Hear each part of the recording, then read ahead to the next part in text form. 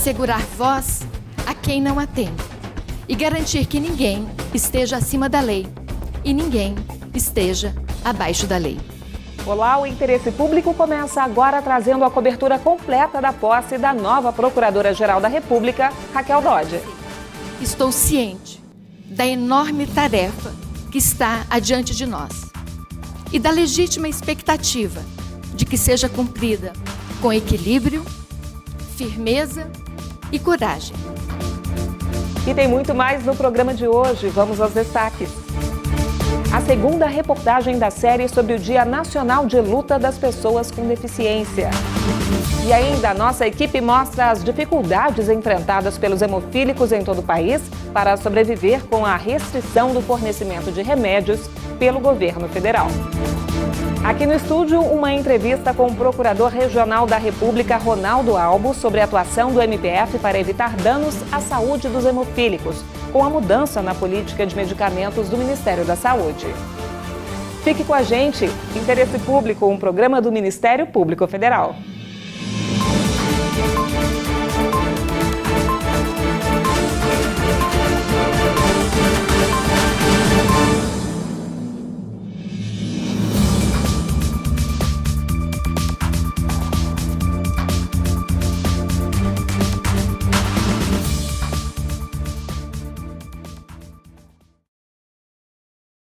Pelos próximos 2 anos, uma mulher vai ocupar o posto mais alto do Ministério Público Federal. Raquel Dodge assumiu a Procuradoria-Geral da República no começo da semana.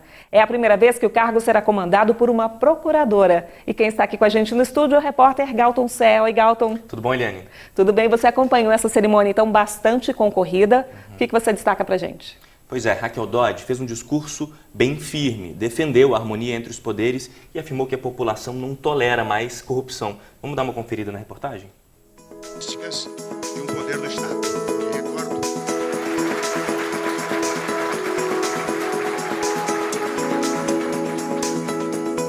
Garantir que ninguém esteja acima da lei e ninguém esteja abaixo da lei.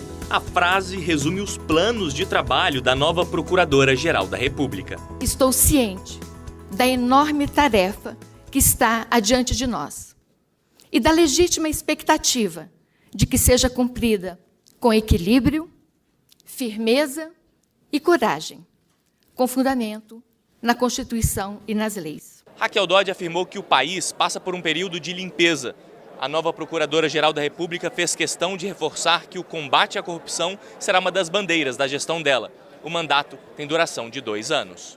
41 brasileiros assumiram este cargo, alguns em ambiente de paz e muitos sob intensa tempestade. A nenhum faltou a certeza de que o Brasil seguirá em frente, porque o povo mantém a esperança em um país melhor. Interessa-se pelo destino da nação, acompanha investigações e julgamentos, não tolera a corrupção e não só espera, mas também cobra resultados. Destacou ainda a importância de manter a harmonia entre as instituições da República. Dodge foi escolhida pelo presidente Michel Temer entre os nomes da lista tríplice de procuradores. Foi aprovada na sabatina do Senado, que durou cerca de 7 horas. E agora, pela primeira vez, uma mulher ocupa o mais alto posto do Ministério Público Federal. Como a gente disse, a nova Procuradora-Geral da República tem um mandato de 2 anos pela frente. Mas nós preparamos aqui alguns destaques do que Raquel Dodge fez durante a carreira. Goiana, da cidade de Morrinhos, Dodge está no Ministério Público desde 1987. Já são 30 anos de atuação. Mestre em Direito pela Universidade de Harvard, nos Estados Unidos, trabalhou no Superior Tribunal de Justiça na área criminal. Durante a carreira no MPF, atuou em todos os tribunais superiores e tem um forte compromisso no combate à corrupção. Esteve à frente da Operação Caixa de Pandora, que prendeu em 2009 o então governador do Distrito Federal, José Roberto Arruda, e investigou o chamado Esquadrão da Morte. Eliane, como a gente viu, são muitos desafios pelos próximos 2 anos em que Raquel Dodge vai estar à frente, então, da Procuradoria-Geral da República. Realmente, então, um bom trabalho. A nova procuradora. E Galton, muito obrigada pela sua presença aqui no estúdio do IP. Obrigado, Eliane. E no próximo bloco, a nossa equipe mostra os efeitos da mudança das políticas de distribuição de medicamentos do Ministério da Saúde na vida dos hemofílicos. O Interesse Público vai conversar sobre o tema com o Procurador Regional da República, Ronaldo Albo. É só um instante, eu volto já.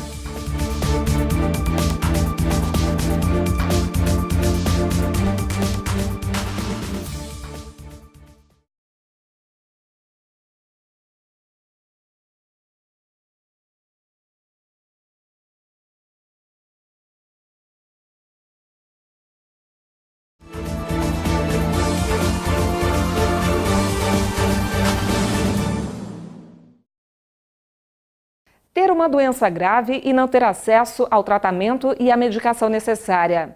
Esse é o drama de muitas pessoas que têm hemofilia, um distúrbio genético e hereditário que impede a coagulação sanguínea. Os 2 filhos de Dona Ana têm hemofilia do tipo mais grave, mas com o uso da medicação, os meninos têm qualidade de vida. Hematoma, sangramento, chegou muito mal na Gamib. A doutora, a hematologista, viu os sintomas e já falou, né? Aí já começou o tratamento. O sangue tem vários fatores, proteínas que controlam a coagulação. A hemofilia é a deficiência de um desses fatores. Quem nasce com a doença tem sangramentos prolongados que podem tanto ser externos, em cortes que não cicatrizam como deveriam, como hemorragias internas. A hemofilia atinge principalmente os homens. O Brasil tem a 3ª maior população de hemofílicos do mundo. São quase 15 mil pessoas. A doença não tem cura, mas pode ser tratada. O tratamento é feito com esse medicamento injetável, chamado Fator. A dosagem varia de acordo com a gravidade da doença. Daniela descobriu há 3 anos que tem a doença. Ela conta que tem o tipo mais leve, faz uso eventual do remédio e consegue ter uma vida normal. A pessoa está ali quietinha, moadinha por conta da deficiência, ela vai deixando a gente um pouco mais cansado, vai dando aquele desgaste. E aí quando aplica a medicação você dá aquela revigorada e aí é tudo normal para você. O Ministério da Saúde possui um protocolo que limita a distribuição de medicamentos para quem tem hemofilia. Isso tem provocado a piora na qualidade de vida de quem sofre da doença. Como é a União que produz, compra e é responsável pela distribuição dos chamados hemoderivados, os pacientes ficam dependentes da política adotada por ela. Por isso, o Ministério Público Federal quer que o governo reveja esse protocolo. Sobre esse assunto, a repórter Madeleine Machado, que já está aqui no estúdio, conversa agora com o Procurador Regional da República, Ronaldo Albo. Procurador, bem-vindo. Muito obrigado pela oportunidade. Madeleine, é com você. Olá, Eliane. Doutor Ronaldo, eu já começo o nosso bate-papo chamando a atenção para esse dado que foi apresentado nessa reportagem que nós acabamos de assistir. 15 mil brasileiros hemofílicos, amargamos aí um 3º lugar. E esses pacientes têm problema para receber essa medicação? Nós estamos constatando essa dificuldade em todos os estados, né? Estamos preocupados com essa situação e estamos trabalhando em várias áreas para tentar resolver essa questão e para dar visibilidade também a ela. Existe um protocolo que deve ser seguido? O Ministério da Saúde adotou um protocolo, de fato adotou um protocolo, só que esse protocolo ele não atende, segundo nós entendemos, as necessidades básicas dos hemofílicos. Por quê? O hemofílico precisa de mobilidade, precisa ter uma vida produtiva, e eles querem isso. Então é um resgate da dignidade dessas pessoas. Nós estamos trabalhando fundamentalmente para isso, para que eles tenham dignidade. E o que o Ministério Público tem feito para reverter essa situação?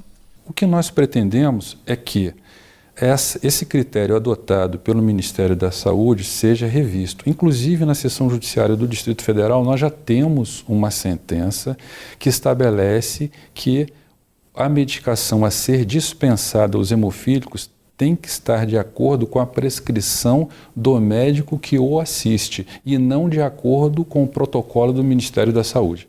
Esta sentença está sendo descumprida. Isso é porque denúncias de irregularidade já chegaram ao Ministério Público? Inúmeras. Inclusive, nós estamos atuando na área criminal, ou seja, o descumprimento de sentenças gera responsabilidade criminal para as autoridades. O próprio Tribunal de Contas da União já apresentou um relatório de que a medida de profilaxia, inclusive, fica mais barata. Sim, porque veja, o raciocínio é um raciocínio perverso por parte da administração. Eles dizem, mas se nós aumentarmos as doses, vai aumentar o custo. Ou seja, você diz que é para diminuir custo e aumenta o custo ao mesmo tempo, quer dizer, não tem sentido nenhum isso. Isso é que nós estamos questionando. Quer dizer, qual é o raciocínio que está sendo desenvolvido pela administração? Inclusive, agora nos próximos dias teremos aí um amplo debate, né, sobre esse tema. Sim, nós estaremos em uma audiência pública que vai ocorrer no dia 27 de setembro, na Procuradoria-Geral. Eu espero sinceramente que as pessoas possam ter acesso. Nós estamos franqueando, inclusive, para quem não pudesse deslocar, acesso via internet. Nós queremos a maior participação, dar visibilidade, transparência. Queremos que essas pessoas entendam o que ocorre no Brasil e deem o seu testemunho de suas dificuldades, porque o governo faz um discurso, mas na prática nós vemos que esse discurso não corresponde à verdade. E nós estamos muito sensibilizados com isso. Nós queremos resgatar essas pessoas, elas são pessoas produtivas, elas não estão pedindo favores, elas estão querendo ter condições para trabalhar. Isso é o mínimo que nós podemos fazer, viabilizar essas condições. É nesse sentido que nós estamos trabalhando. Sucesso no trabalho, muito sucesso obrigado. Na audiência pública. Dom Ronaldo, obrigada pela sua presença aqui no programa. Foi um privilégio. Muito obrigado a vocês todos. A pedido da Procuradoria-Geral da República, o Supremo Tribunal Federal autorizou a realização da Operação Malebolge, que apura desvio de recursos públicos, lavagem de dinheiro e crimes contra a ordem tributária.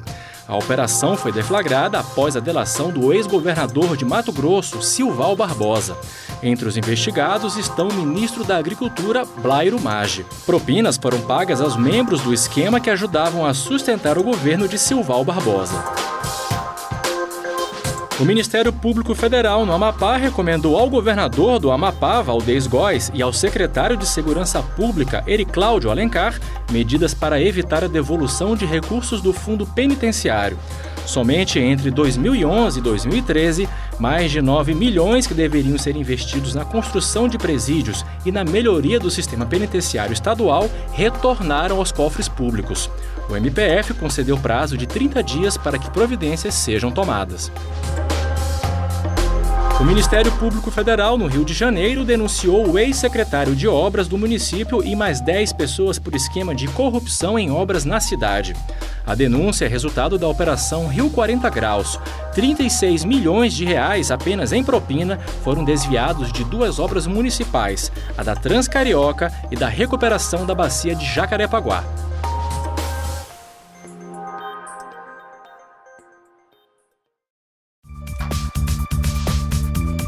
E veja a seguir, histórias de superação. A segunda reportagem da série sobre o Dia Nacional de Luta das Pessoas com Deficiência e as ações do MPF para melhorar o dia a dia dessas pessoas. É no próximo bloco, até já!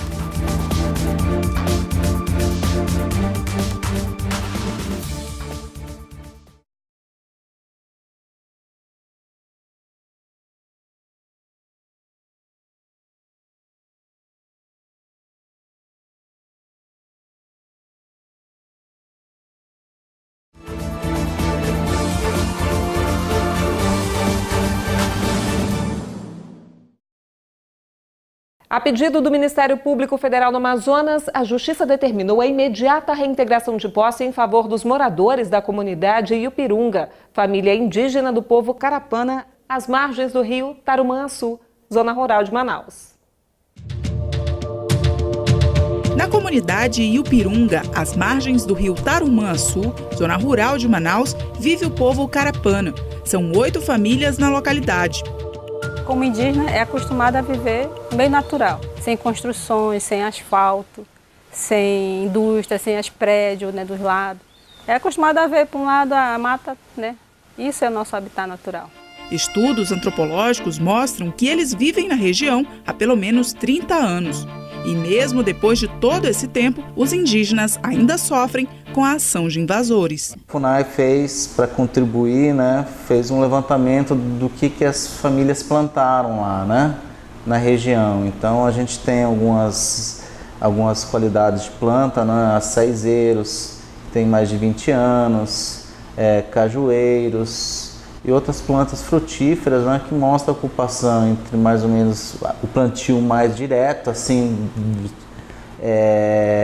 da parte de quintal, de 30 anos. Toda essa tradição dos povos indígenas não impediu que no dia 19 de julho deste ano, um muro começasse a ser erguido dentro da comunidade Iupirunga. Estão acabando com nossos igapós.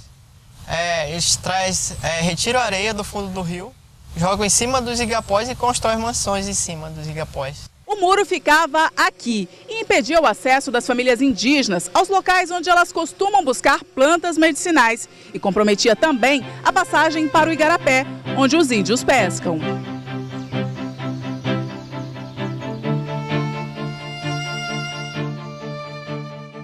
O Ministério Público Federal no Amazonas investigou e descobriu que a construção era de responsabilidade de duas empresas: a Suplex Serviços de Manutenção de Equipamentos de Refrigeração e a Costa Rica Serviços Técnicos. Não foi a primeira vez que os índios Carapana recorreram à justiça para garantir o direito sobre a terra onde vivem. Havia tido uma tentativa de reintegração de posse naquele mesmo local contra a família de Carapana. Isso em 2012. Isso também foi obstado, né? Tanto o movimento indígena se articulou quanto na própria justiça, com outro proprietário, né? Porque ali são títulos oriundos de um título maior que tem discussões judiciais sobre a sua validade. E, de fato, quem está lá, né, há décadas são essas pessoas. Com base no pedido do Ministério Público, a Justiça Federal determinou a reintegração de posse em favor dos índios e a imediata derrubada do muro. Ainda cabe recurso da decisão, mas, por enquanto, os indígenas venceram mais essa batalha pelo direito à terra. Eu não estou num local que não seja meu. Os meus antepassados, meus avós, meus pais já tiveram aqui. Então eu estou num local que, por direito, é meu.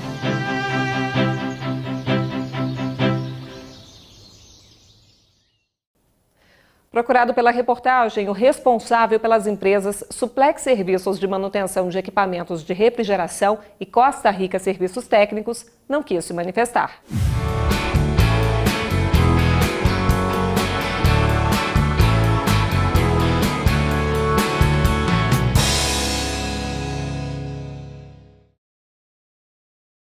Eles até tentam levar uma vida normal, sair às ruas, trabalhar, mas nem sempre isso é possível. Você vai conhecer agora histórias de pessoas com deficiência que superam todo o tipo de dificuldade para se locomover nas cidades. A primeira delas é a do seu Zé Boiadeiro, um cadeirante que enfrenta os problemas do dia a dia com bom humor.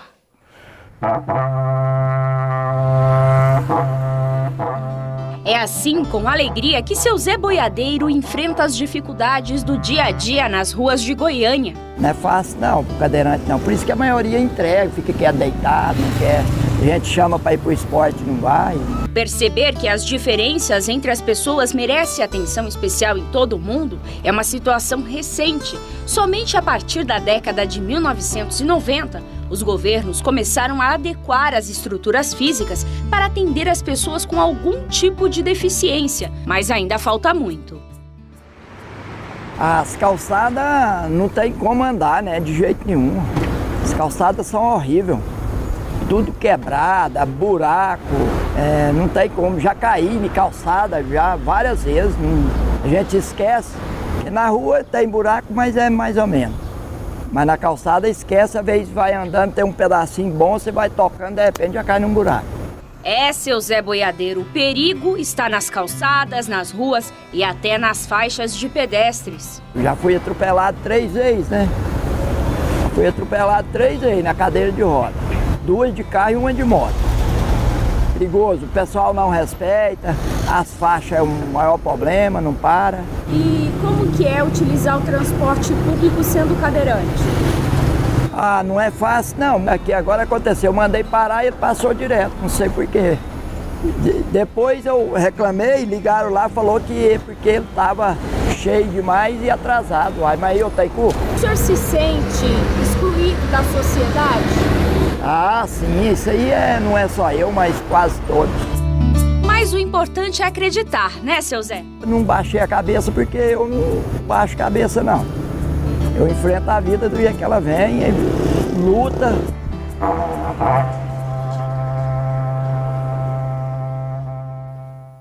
E de Goiânia, nós vamos agora para Brasília, onde a nossa equipe de reportagem acompanhou um dia de Leonardo de Moraes Filho, cego de nascença. Nas ruas, ele enfrenta as mesmas dificuldades que seu Zé Boiadeiro. Mas em casa e no trabalho, a realidade do servidor público é bem diferente.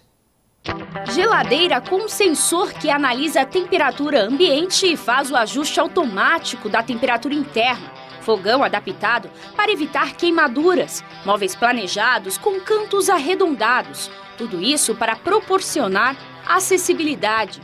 Estamos na casa do Leonardo. Aqui cada detalhe foi pensado para que ele, cego desde que nasceu, e a esposa com visão mínima tenham uma vida mais tranquila e com mais segurança. Nós temos aqui um fogão que temos 3 bocas que são chamas tradicionais, né, convencionais, e aqui 2 que são por indução, que normalmente são as que eu utilizo com a minha esposa, que também é deficiente visual, por conta da segurança, né, de você não estar manipulando, né, mexendo com fogo. Tecnologia também usada nos aparelhos de celular, como este aplicativo, que lê a nota de dinheiro. R$50 Brasília. Mas agora é hora de deixar este espaço quase perfeito para enfrentar o mundo lá fora. O destino dele? O Ministério Público Federal, onde já trabalha há 10 anos. Mas antes de chegar lá... Boa tarde. Nas ruas, além de contar com a boa vontade das pessoas, muitas vezes desconhecidas, Leonardo precisa vencer os obstáculos. Esses postes bem no meio da calçada, né? Que é uma coisa também que a gente vem reclamando, né? Porque dá muito bem para ou desviar os postes ou mesmo, né, fazer uma instalação subterrânea, né, desse tipo de cabeamento, né? Essa senhora é vendedora ambulante e todos os dias ajuda Leonardo a atravessar a rua para ir até a estação do metrô. Primeiro percurso antes de chegar na rodoviária central de Brasília, onde ele pega o ônibus que vai até o MPF. Nós vamos para onde hoje? Vamos para a Central. Chegar e sair da rodoviária não é muito fácil. Não tem bicicleta. Então, sem bicicleta, eu não tenho nenhum referencial, né? E finalmente, Leonardo chega ao trabalho. E aqui ele encontra uma outra realidade, diferente dos perigos das ruas. Pisos táteis, elevadores e portas com indicações em braille. Nos terminais eletrônicos, o comando de voz orienta as transações bancárias. Nós temos o teclado, né, o alto relevo na tecla 5, tecla guia, e o relevo também diferenciado nas teclas de função. E aqui é o lugar onde eu vou introduzir, né? Eu vou plugar o meu fone de ouvido. Hora de trabalhar. No seu posto, o computador, também com comando de voz, permite que o servidor público realize todas as suas tarefas diárias. LabWM, acessibilidade, produtos e serviços em conformidade. Na verdade, o que a gente quer é que seja uma sociedade que, inclusive, que não tenha barreiras. Na verdade, o que limita o acesso das pessoas com deficiência é a existência de barreiras criadas pela própria sociedade. Então, um prédio que não tem uma condição de uma pessoa cadeirante, por exemplo, pode entrar, na verdade, não é por culpa daquela pessoa que ela não pode receber o serviço, mas sim culpa da sociedade que entendia que o prédio era destinado apenas a algum tipo de pessoa e não respeitando a diversidade, que é o mais importante.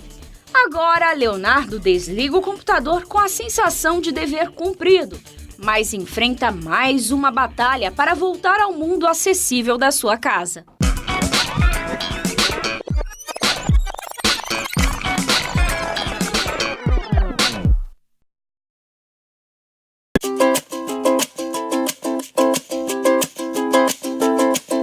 Você sabia que os ônibus devem sair de fábrica com plataformas elevatórias e não mais com cadeira de transbordo? A decisão é do Ministério Público Federal, que recomendou ao Inmetro que retire o certificado internacional de acessibilidade dos veículos que ainda utilizem essa cadeira, que é considerada pouco prática e insegura, já que os passageiros com deficiência são carregados pelos funcionários dos ônibus. Assim, a plataforma elevatória veicular passa a ser obrigatória como meio de embarque e desembarque de pessoas com deficiência ou mobilidade reduzida. Quer mais informações como esta? Acesse facebook.com/mpfederal. E a nossa série de reportagens sobre o Dia de Luta das Pessoas com Deficiência continua na próxima semana. Vamos falar sobre mercado de trabalho e esporte. Você não pode perder. Participe do Interesse Público. Envie sua sugestão para o nosso e-mail interessepublico@mpf.mp.br. Perdeu alguma reportagem? Quer rever nossas matérias? Então acesse mpf.mp.br. O programa também está no YouTube. O endereço é youtube.com/tvmpf. Muito obrigada pela sua companhia. Te espero no próximo programa. Até lá!